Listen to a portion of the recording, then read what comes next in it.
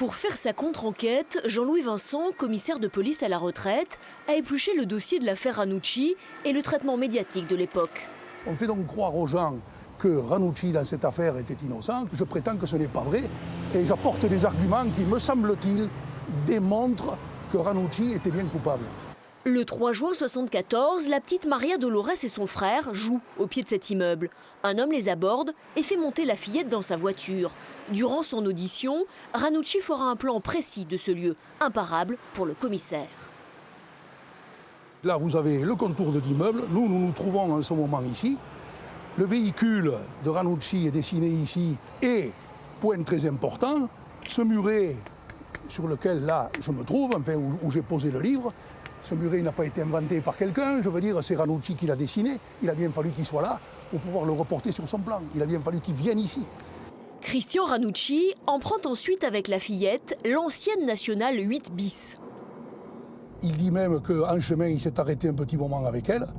Et puis il est arrivé comme ça plus haut, au carrefour de la Pomme. C'est là qu'en grillant un stop, Christian Ranucci a un accident.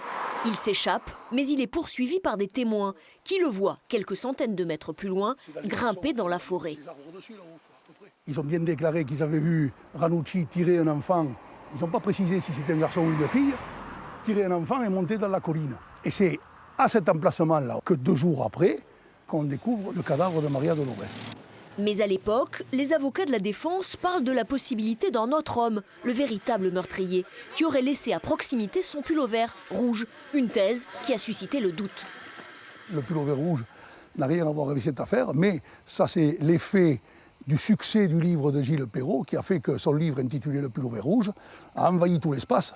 Et aujourd'hui, donc, pullover rouge, c'est le symbole même, en quelque sorte, de cette affaire et d'une soi-disant erreur judiciaire.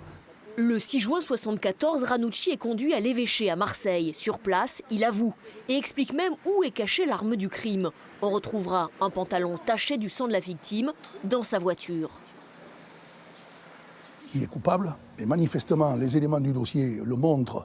Il a agi dans un moment de déséquilibre total, de folie.